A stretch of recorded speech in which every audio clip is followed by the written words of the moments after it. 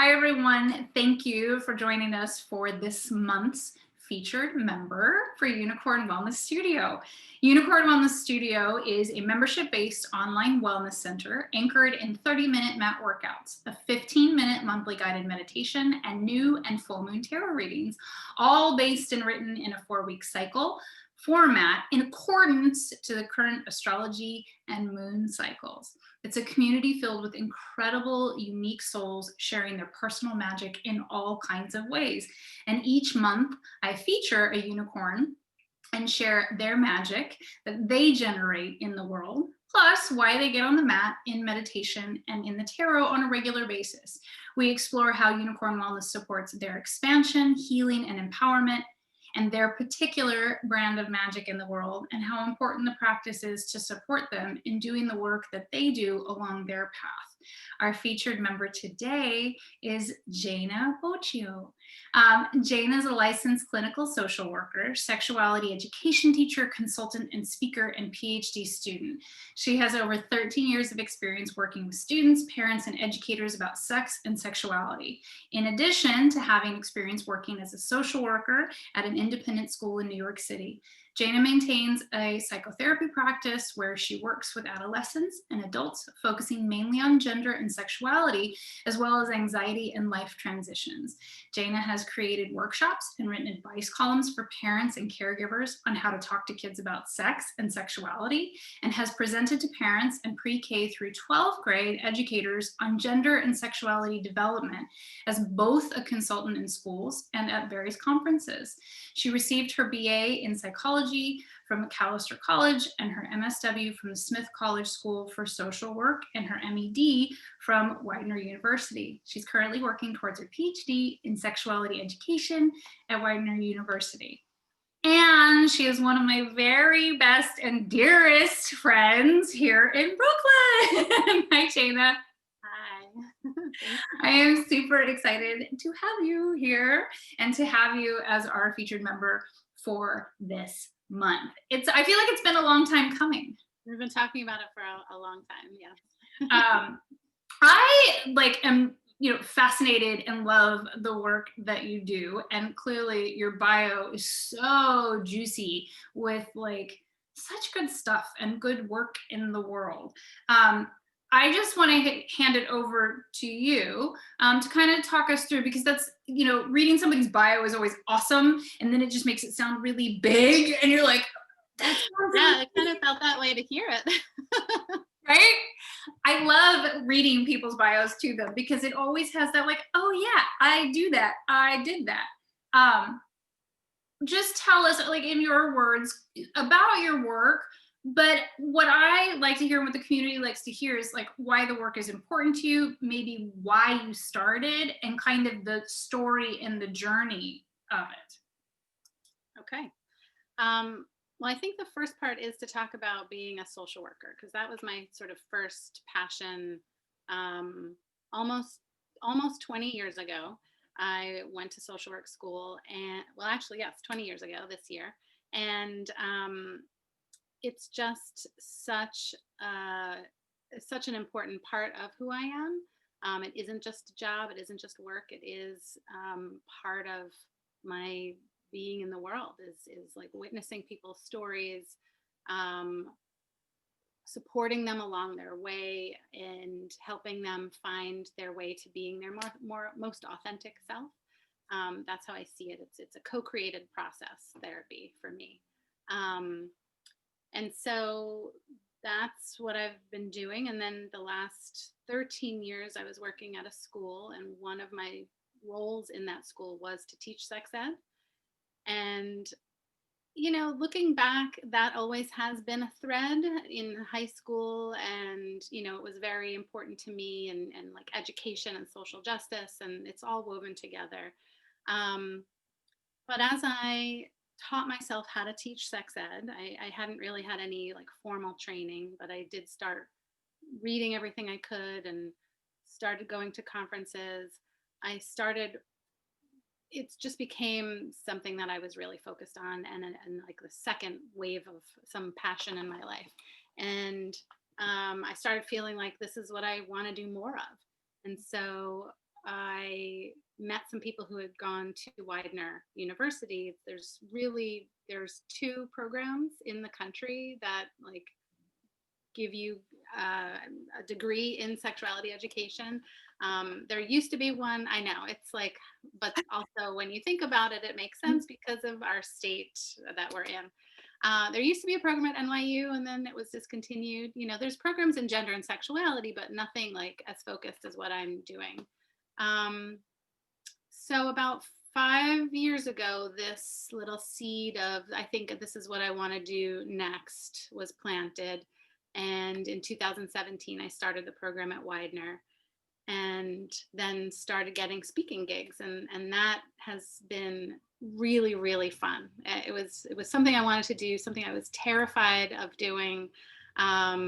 You know, I have all the thoughts of like, there's so many people doing this, what am I adding? But I think we each have our own take and spin and we can reach our corner, and that's all, you know, we need everyone's voices. So that's been a really incredible journey. So this past fall, I started the PhD part of my program. And about a year ago, I decided to leave my job at the school. And then in the last couple of months, that was sort of like, is that a good decision? I'm scared. Everything is, who knows what's happening. But it ended up being a really great time to leave the school and expand my private practice. And that's been really, really satisfying. I've expanded in wonderful ways, started seeing more people, more teens and young adults on just, you know, on these topics that I find so rich and meaningful and poignant. And there's a real lack of expertise around how to talk about gender and sexuality. So that's been really wonderful. The sex ed part has sort of been put on pause, but I do have some stuff on the back burner of like private sex ed classes that people have approached me to teach because, you know, there isn't sex ed in schools the way it needs to be or should be, or hopefully one day will be. So, so yeah, that's something that's kind of on the back burner, and I'm excited to make that happen.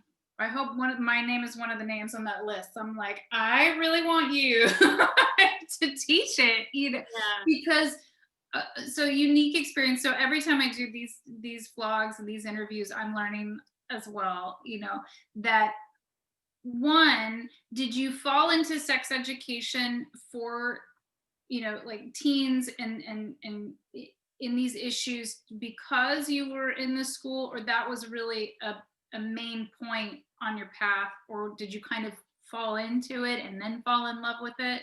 You know, I think it was mostly I fell into it.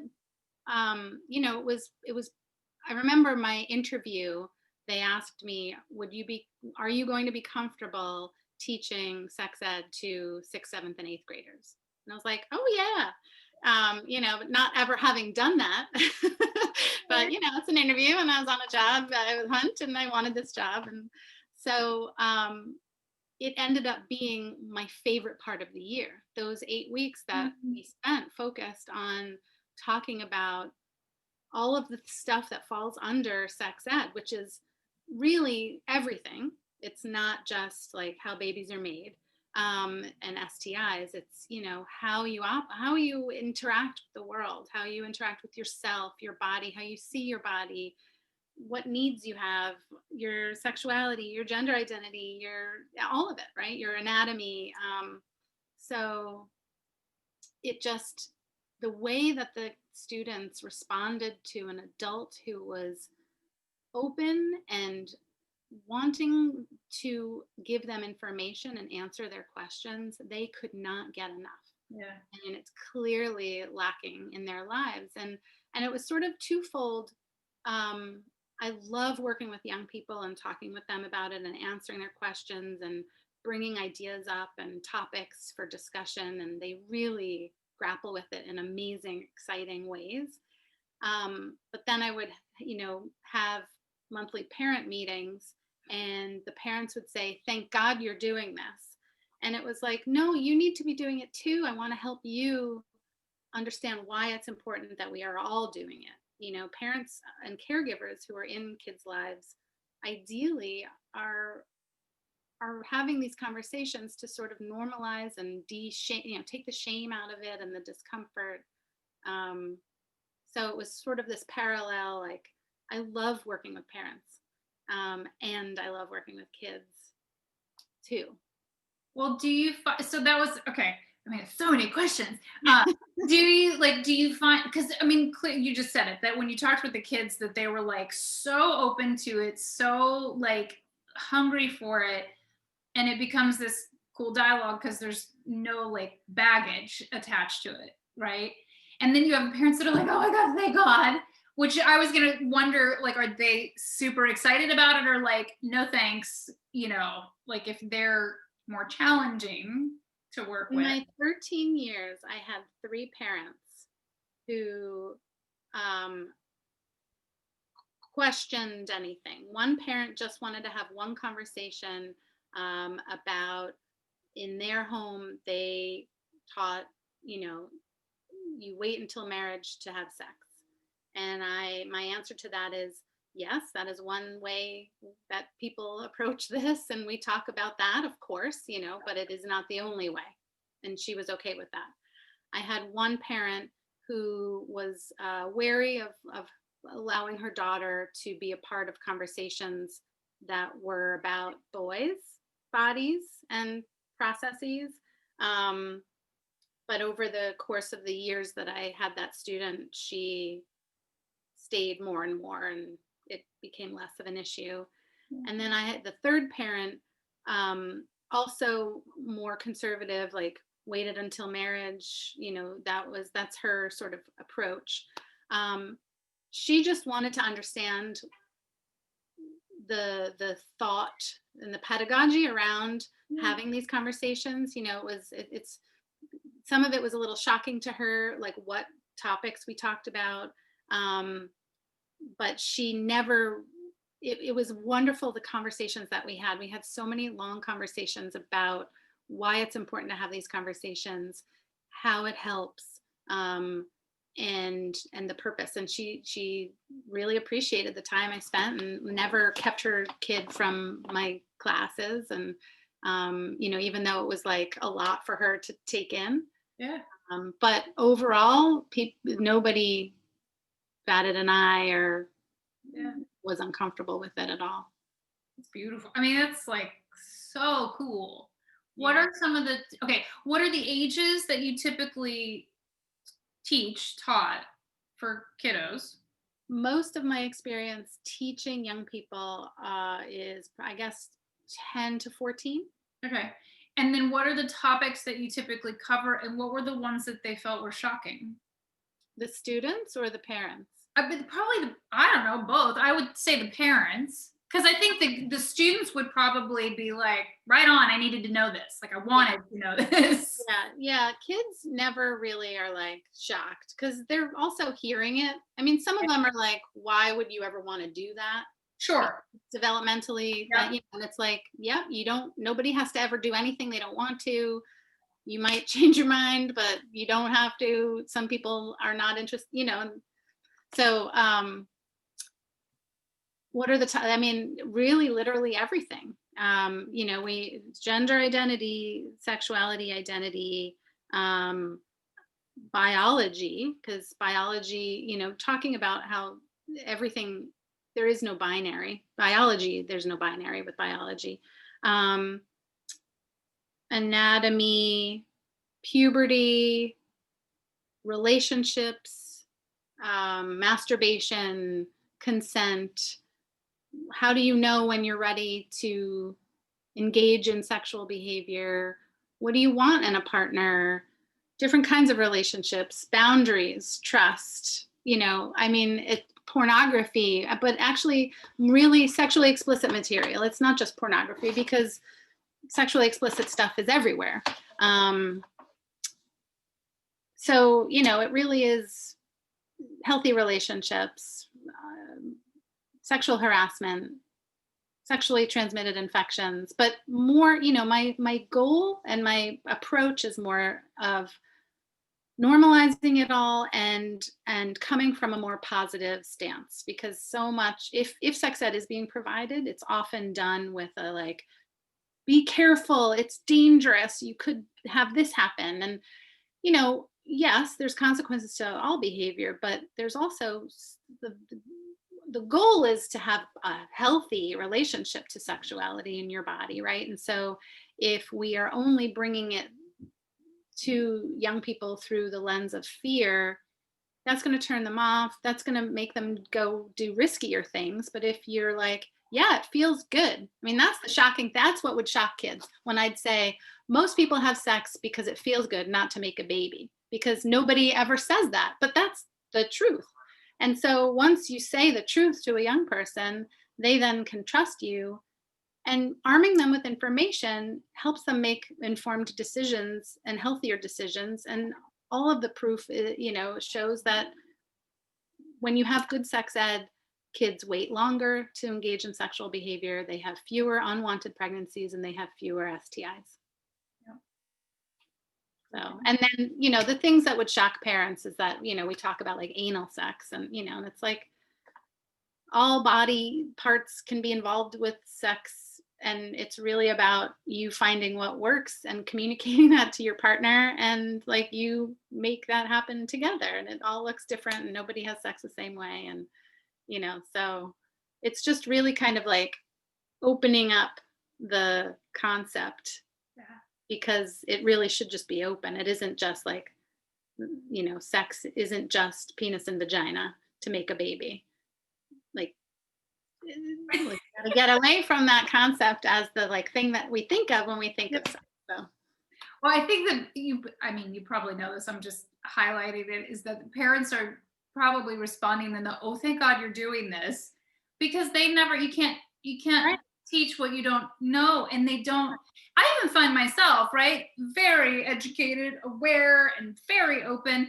But sometimes when it's your kid that, or it comes up, you kind of get like, and there's that autopilot of saying things that were said to you. And you're like, Yes. no, that's not what I. It's like how like sexism and racism and homophobia are in the air.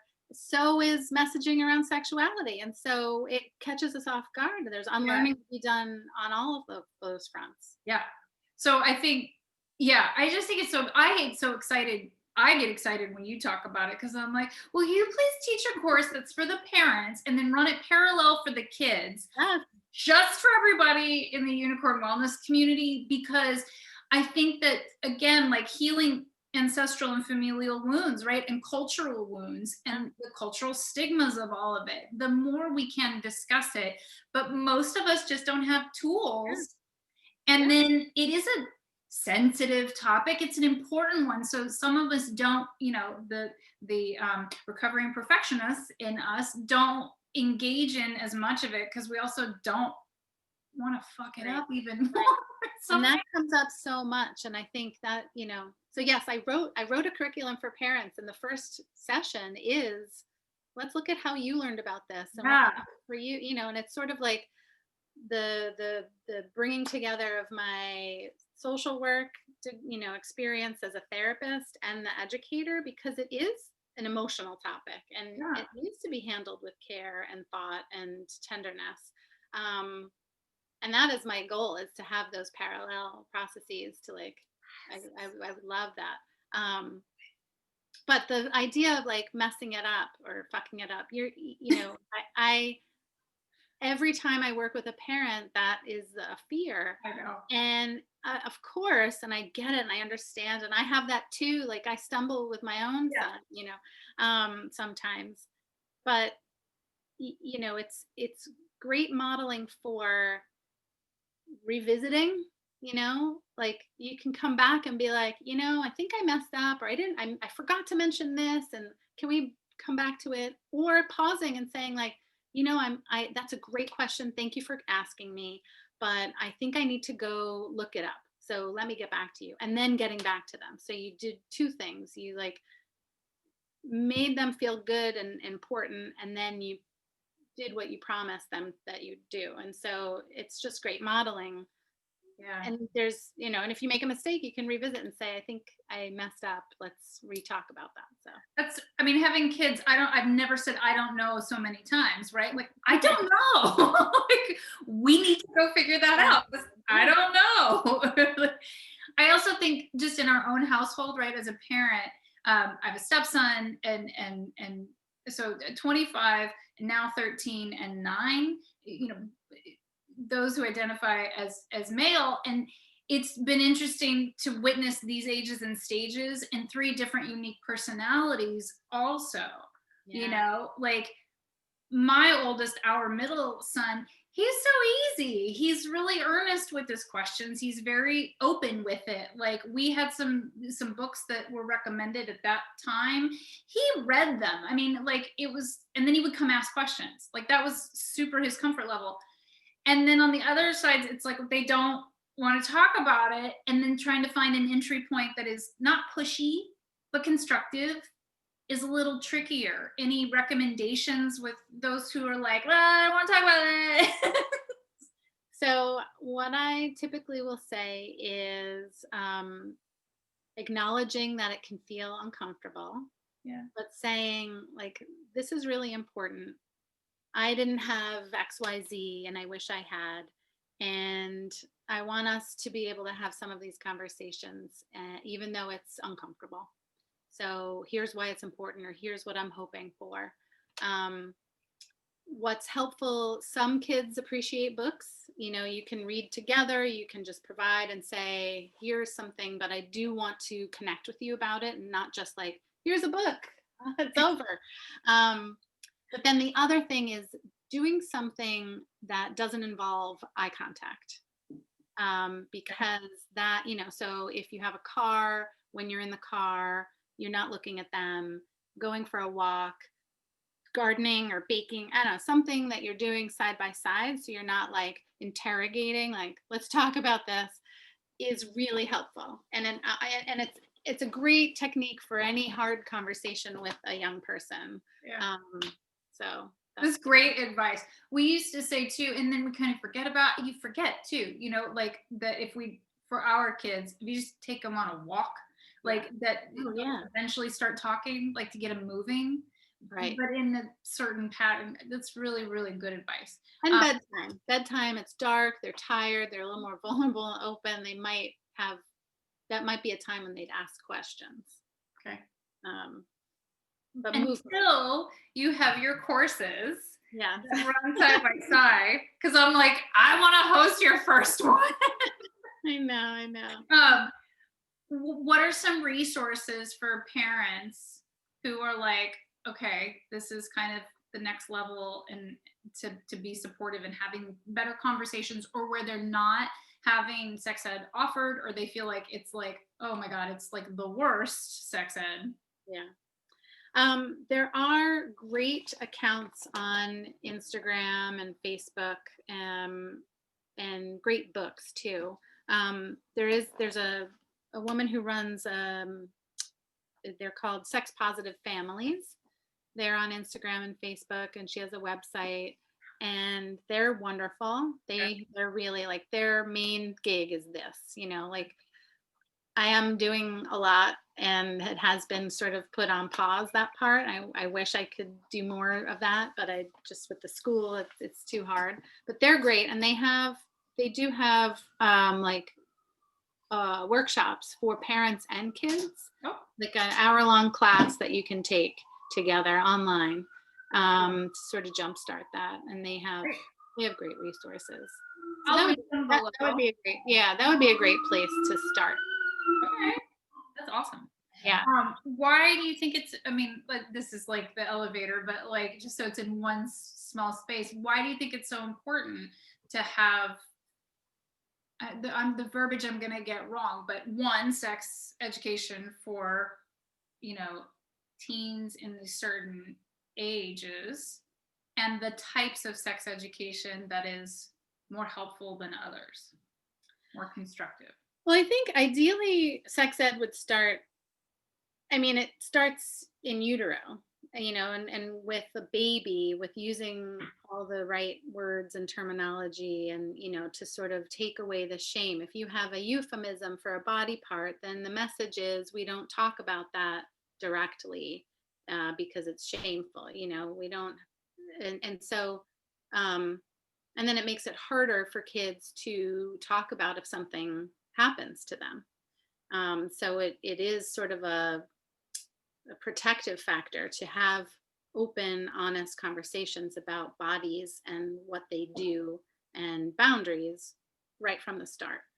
Um, and I think if we had more of this kind of sexuality education that is age appropriate, starting in preschool and kindergarten, which is, consent, really, like sharing and boundaries and communicating, and acknowledging ways to show affection and love, and like talking about different families and all of that. It's not like explicit sex that you're talking about.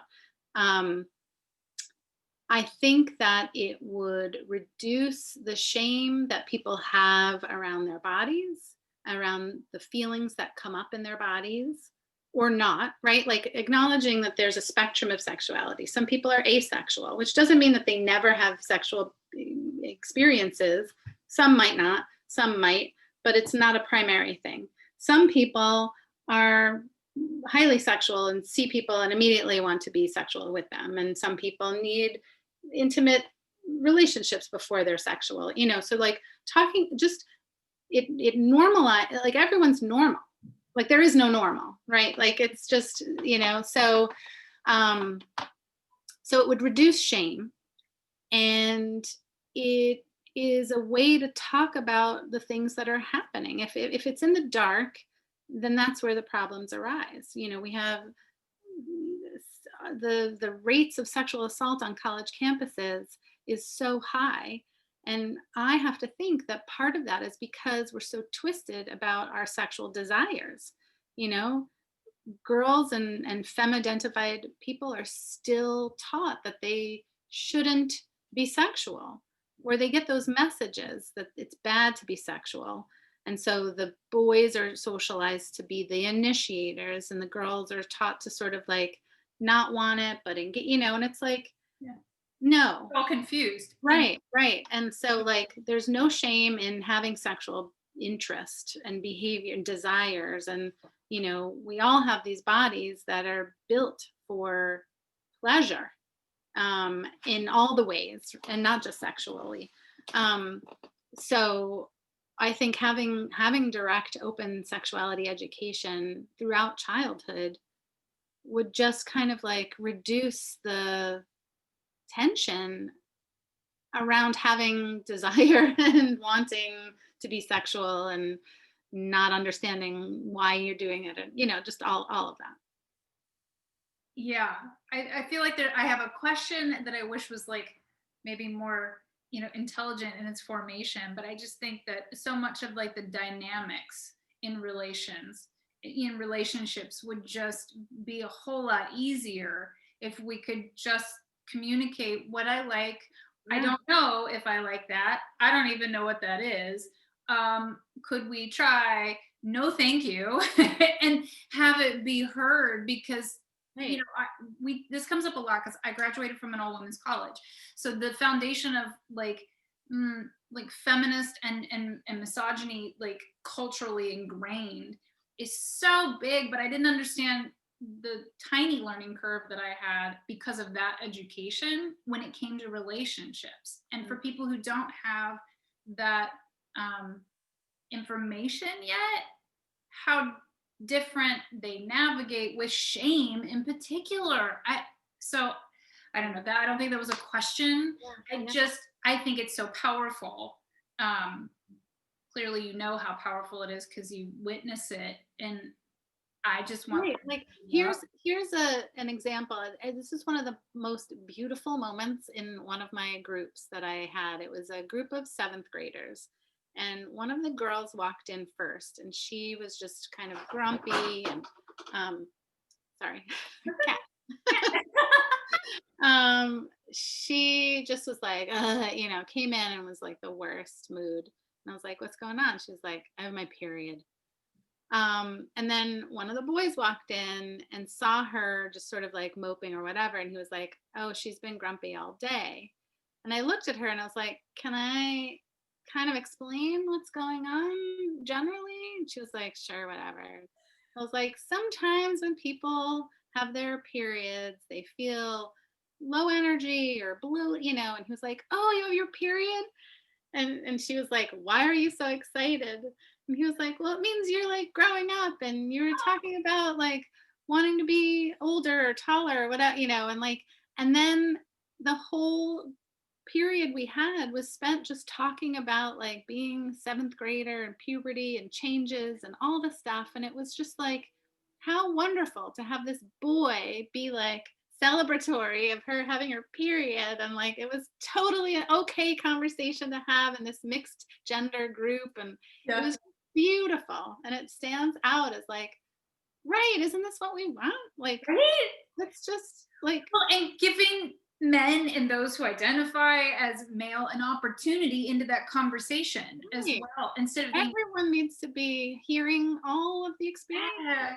Because, yeah. There was a very proud mama moment last year. Well, it would have been when my older son was in seventh grade too. But his friend, he's always had a lot of female friends, and she had her period, and he was like, "Should I buy her chocolate or something?" Like, it was really sweet, and I was like, "Dude, that's so nice." And he goes, "Well, didn't you say that was like important or something? You kind of crave it." And so then I got to have like a wellness moment of like, it's the magnesium, right? Because it's a muscle relaxant that we're really craving.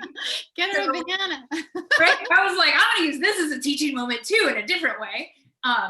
And I was like, yeah, so if you get like really high grade dark chocolate, then she's gonna get that plus the magnesium, so you're supporting her. He's like, oh, cool. And then like walked off. And I was like, don't get excited. Don't get Right, excited. Do not show emotion.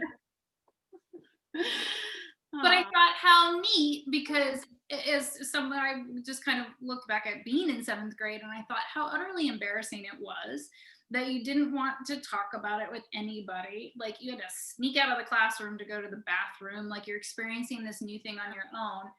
And your mood does shift out of just sheer, because it's new, something that you're processing. And if we can support each other in the basic things that happen in a human body, yeah, so cool. So cool. yeah, yeah. Okay. I love it. I love it. It's so much And fun. yeah, and my brain just flat out goes to, I wish more. I mean, I know that there are resources out there. I think that, for adults to go through their own sex education class, right? Like, because most adults don't have this information or this experience or education, and that's why we struggle with helping our kids with it. That it's not unique to parents, it's a little extra with parents, but it's things we all need to know. Yeah, yeah. Well, I think maybe, unless you want to add anything else, it might be a very beautiful transition into taking shame out of one thing in relationship to the body. And because it's a topic that's really near and dear to my heart, teaching movement. Yeah. And because you are so educated and, on path and on dare I say, a mission, right? Like to teach and empower and educate and demystify and de-shame. Is that a term? I'm gonna make that up. It is now, in the body. What has your experience? Well, okay, you're a Unicorn Wellness member. How long has it been now? It's been a while. About a year now, I think. Somewhere Really, in January, I think, was when I like made the plunge. yeah. So I mean, we will totally talk about just your personal experience, because that I definitely want to hear and I want you to share it. But I would think it's particularly interesting what movement patterns you choose and what practices you choose in your life because of the education and the educating that you're doing. So what about Unicorn Wellness practice? Or maybe go like your relationship with movement or body? Yeah. That's a good question. I think, well, How to start? For many years, I did practice yoga. My dad is a yoga instructor. There used to be a really great, um, place, center, what, I don't know, studio nearby. And it closed, and it was really hard to sort of find another one. And it fits and starts. I haven't, the last couple of years, that just has been hard to fit in, to go to an hour and a half or hour long class. It's not just the class time, it's like changing, getting there, coming home. It's like a 2 hour plus process. And I love how it feels. Um, but I just didn't have that time. I was leaving the house at 7 a.m. and getting home at 6, and with a child and all of that. So, um, I tried in the years before I met you, I tried other online like exercise things, but I could never keep it up. It just never became consistent. And it just felt like failing, and I'd overdo it and like get an injury, and so um, it wasn't actually a seeking out of like movement, but it was right before I met you. I had been, so back in college, I was really into Wicca and witches and just that whole world. And that too fell to sort of the wayside in the last 10 years or so. And right before I met you, for about a month, I had been thinking, like, I really want to get back into that. And we met at like the open house. Our kids were in the same class in third grade. And it was the like, come meet the teacher. And I saw you sitting in, your son's chair, and my son had mentioned his name. And so I went over and approached you, and you gave me your card, and it says wellness witch. And I got so excited. I think I said, like, are you a witch? It was that I was like, we will be best friends. This is what is happening. But it just was like, I'm going to cry. It was like everything aligned, everything was, it was like I had the thought, I had the intention, and there you were. And you were having like a full moon ritual like the next day or something. And I went and I did that for a couple of months, and I was a little hesitant. I'm like, I'm not a joiner. I like, if everybody likes something, I won't, just on principle. And it's like some dumb, stubborn Scorpio thing. I don't know what it is, but so it took me a while to try the like 14-day trial, but I loved it. And it's much more than movement to me. It is this holistic, nurturing, wonderful experience. And it has benefited how I feel in my body, about my body. And, because of being at home every day, and this new schedule, I have been able to have a consistent practice. But the first couple of months, I was looking forward to doing the videos at the end of a long workday. I would get on the mat at 6 or 7 p.m. really looking forward to it. It wasn't how every movement exercise program had been in the past, where I was like, I have to, I should, whatever. Like, I looked forward to it because it just was so good. So it's been so helpful and really like a sanity saver this past year.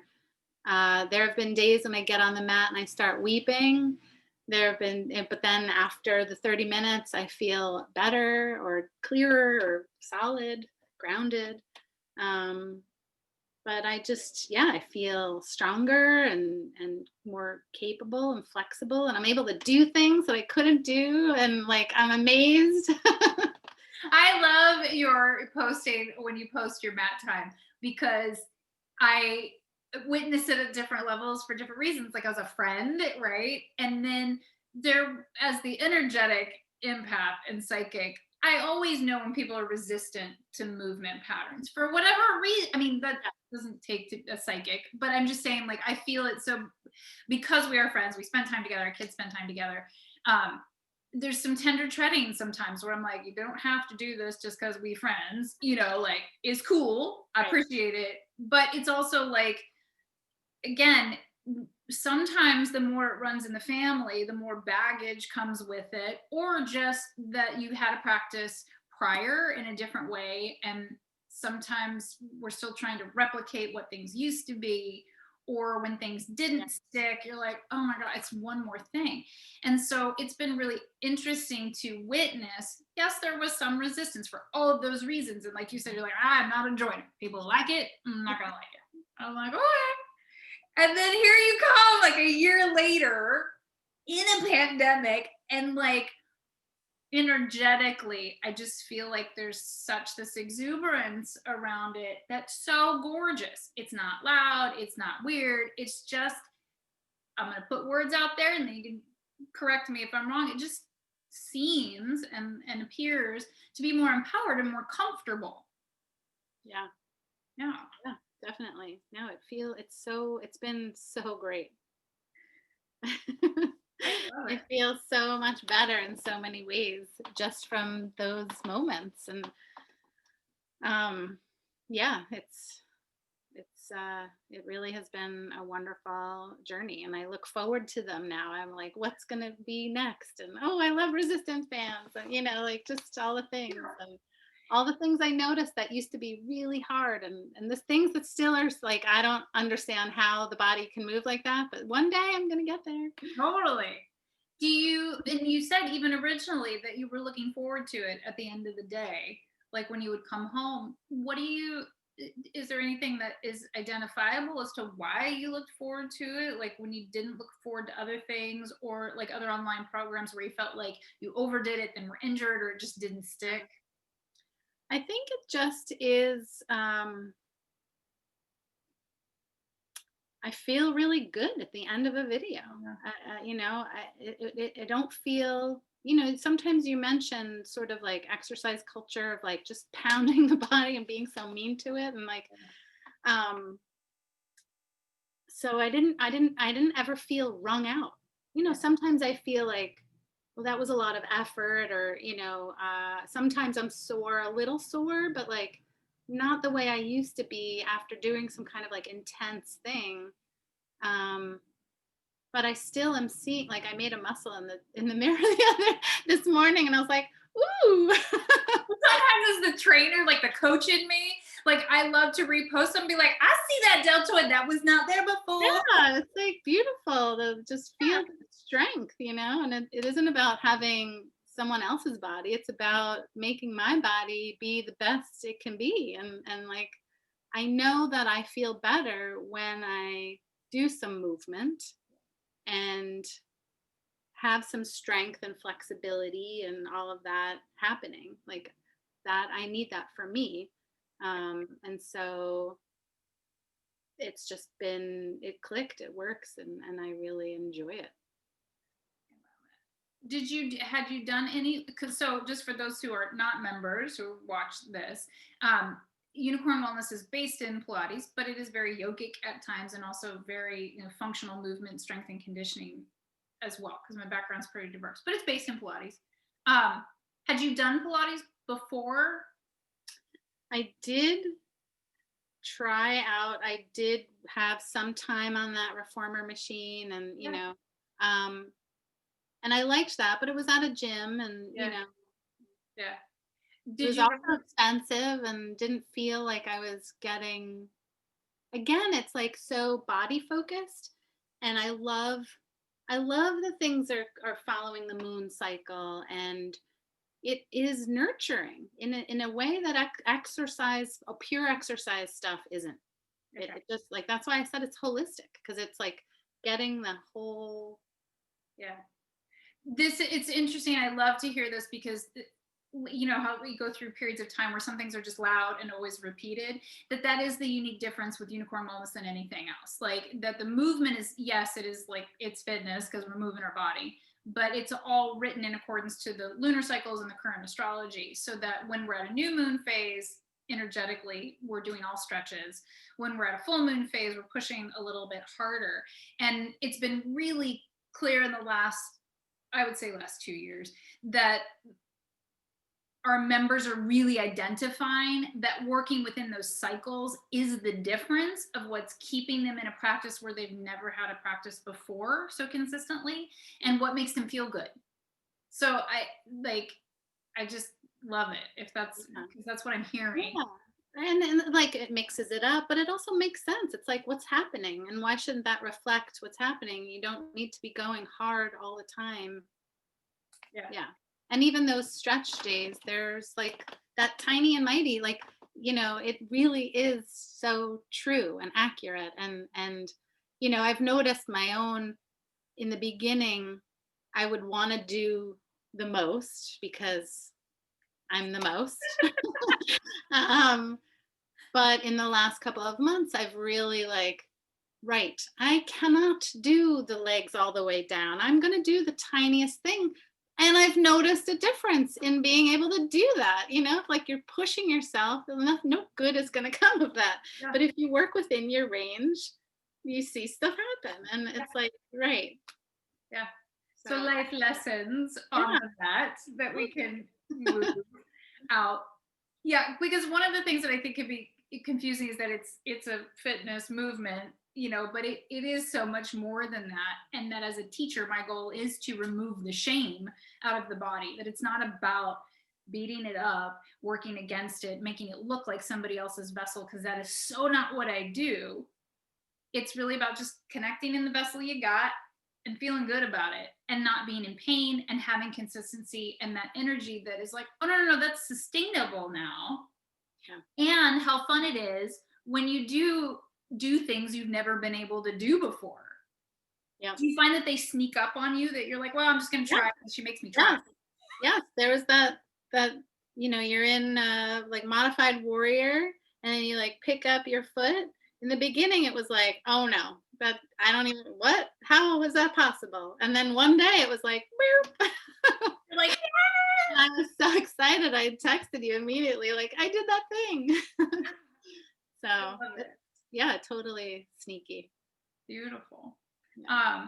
Okay, a couple of like kind of silly questions, but things that as your coach I like to hear, as your teacher, and I think are fun to share. What is your favorite exercise on the mat?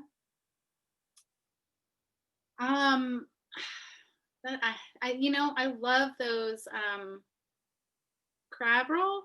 I Yeah, haven't done them in a really long time, but those are super totally. fun. Cancer season will be back soon, don't worry. I love it. What is the variation that you dread? You like hear it and you're like, is there one? Probably. I'm so bad at these questions. Oh, I'm that's like, okay. go blank. I can't think of anything right now. I think that's great. Yeah. What do you feel like Unicorn Wellness personally helps or helped you with so far the most, within the vessel, within the body? Um, I often feel like bloated, and I don't feel like that anymore. And I haven't changed my, like, I guess my eating is sort of changed, but I don't follow the reset diet. Yeah. I eat all the foods and sugar and all the things. Um, but I think I probably am a little bit more balanced in even that. And so I don't know. I think the movement has just sort of helped everything move better. So Yeah. probably internally, my digestion probably has improved just from being consistent on the mat. That's beautiful. Yeah. What do you feel like it helps or has helped, like with the mind? Since we talk about it being holistic, body, mind, and soul. Well, I think I have more. It probably helps with self-reflection Mm. and sort of opening up that internal dialogue with myself about myself. And what do you think, or what would you say at this point that it helps or has helped most with on a soul level? I think knowing that that's there, um, I can like rely on it. I know that it feels good, and it just like that nurturing part, like it really is deeply felt. Just sort of loving myself. You love me. It's loving, and that is really great. I think that, I think part of my resistance in the beginning, like things can feel cheesy or like, but like it's beautiful and real and true, and it really makes an impact. And so I think I can rely on that, but really I can rely on myself.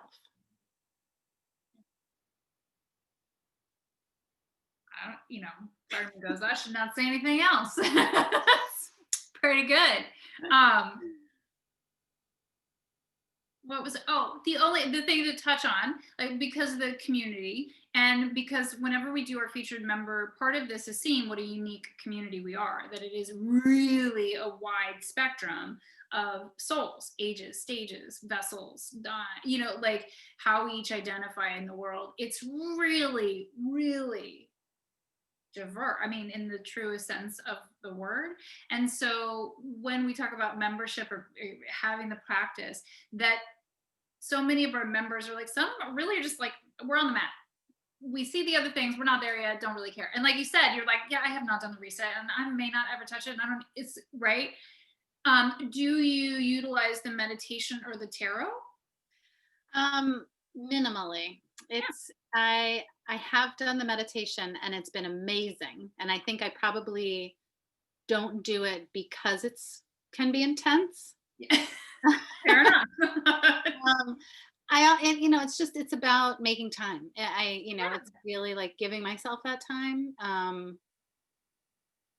Yeah. Right now, the mat is my meditation time, and I love the tarot stuff.